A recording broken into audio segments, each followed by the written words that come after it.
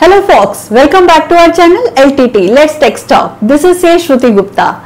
जैसा कि अभी हमारा फाइनेंस बिल आया है 2024, तो उसमें एक मेजर चर्चा का विषय रहा है लॉन्ग टर्म कैपिटल गेन, जिसमें कि ये कहा गया है कि अब कोई इंडेक्सेशन नहीं मिलेगा, इंडेक्सेशन का बेनिफिट नहीं मिलेगा और स्ट्रेट फॉरवर्ड 12.5% के दर से टैक्स लगाया जाएगा। तो अभी इसी विषय को लेके एक अमेंडमेंट प्रपोज की गई है जो कि लॉन्ग टर्म कैपिटल गेन से रिलेटेड है कि हम उसका टैक्स कैसे कैलकुलेट करेंगे। तो आज हम इसी चीज को डिस्कस करने वाले हैं कि जो अमेंडमेंट प्रपोज की गई है वो क्या अमेंडमेंट है। जो अमेंडमेंट प्रपोज की गई है वो कहती है कोई भी इंडिविजुअल या एचयूएफ है, अगर वो कोई long term capital asset that is land and building जो कि परचेज की गई थी 23 जुलाई 2024 से पहले वो सेल करता है और उसे लॉन्ग टर्म कैपिटल गेन होता है, तो वो lower of the two calculate किया जा सकता है या लोअर ऑफ द टू लिया जा सकता है। वो लोअर ऑफ द टू क्या होगा, या तो वो इंडेक्सेशन ले और उस पर 20% टैक्स जमा करे या फिर विदाउट इंडेक्सेशन 12.5%। तो इसको पॉइंट वाइज हम डिस्कस करते हैं। सबसे पहले तो वो एक लैंड एंड बिल्डिंग होनी चाहिए।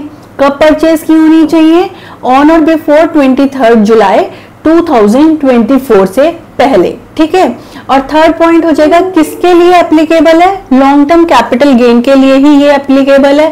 फोर्थ पॉइंट है और इसका बेनिफिट किसको मिल रहा है, इस अमेंडमेंट, ये अमेंडमेंट किसके ऊपर एप्लीकेबल है, सिर्फ इंडिविजुअल और एचयूएफ के लिए। अगर कोई पार्टनरशिप फर्म है, एलएलपी है, कंपनी है, एओपी, बीओआई, कोई भी अदर कॉन्स्टिट्यूशन है that is other than individual और एचयूएफ, उसके ऊपर ये अमेंडमेंट एप्लीकेबल नहीं है। अगर ये सभी कंडीशन सेटिस्फाई हो जाती हैं, कोई भी इंडिविजुअल या HUF land and building sell करता है जो कि परचेज की गई थी 24 जुलाई 2024 से पहले और उसको लॉन्ग टर्म कैपिटल गेन हो रहा है, तो वो दो तरीके से अपना टैक्स कैलकुलेट कर सकता है। एक तो अगर वो इंडेक्सेशन करता है तो 20% टैक्स कैलकुलेट होगा और अगर विदाउट इंडेक्सेशन करता है तो 12.5% टैक्स कैलकुलेट होगा। इन दोनों में से जो भी लोअर होगा that will be treated as long term capital tax. इसको चलिए अब एक एग्जाम्पल के थ्रू हम डिस्कस करते हैं सो दैट ये थोड़ा इजी हो जाए कि हम इसको कैसे कैलकुलेट कर सकते हैं। सपोज करते हैं कि एक मिस्टर ए हैं जिसने एक लैंड एंड बिल्डिंग सेल करी है जिसमें लॉन्ग टर्म कैपिटल गेन हुआ है उन्हें, और जो सेल प्राइस है वो 1 करोड़ है और विदाउट इंडेक्सेशन जो एक्चुअल कॉस्ट प्राइस थी उसकी 30 लाख थी। तो जो हमारा लॉन्ग टर्म कैपिटल गेन हो गया वो 70 लाख हो गया। अब 70 लाख पे क्योंकि हम विदाउट इंडेक्सेशन कर रहे हैं, 70 lakh long term capital gain है तो स्ट्रेट फॉरवर्ड 12.5% टैक्स लगेगा। 12.5% टैक्स हो गया 8,75,000। तो हमारा ये हो गया फर्स्ट कैलकुलेशन। अब हम आते हैं सेकंड कैलकुलेशन पर, जब असेसी जो है, जो भी इंडिविजुअल है, वो लैंड एंड बिल्डिंग सेल की है उस पर इंडेक्सेशन का बेनिफिट लेता है। अब इंडेक्सेशन का बेनिफिट कैसे होगा, सपोज करते हैं कि जो मिस्टर ए है उन्होंने जो लैंड सेल करी है उसकी सेल्स कंसिडरेशन रही 1 करोड़, जो कि हमने पहले एग्जाम्पल में भी लिया। जो उसकी इंडेक्सेशन परचेज कॉस्ट आई है वो आई है 50 लाख रुपीज। तो 1 crore minus 50 lakh equal to 50 lakh long term capital gain.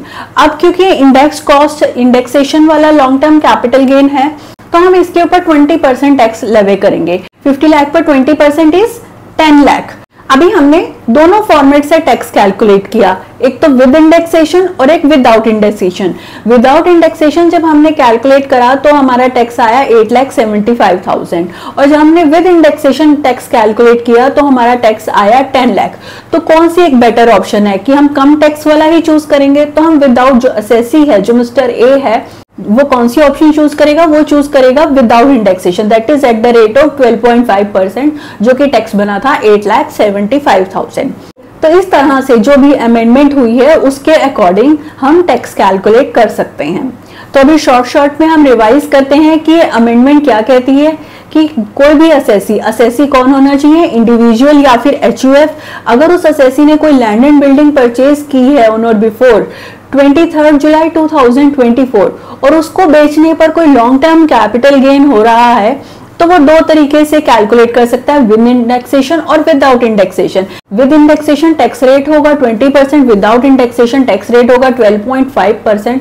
दोनों में से जो भी लोअर होगा वो अपनी टैक्स लायबिलिटी ले सकता है।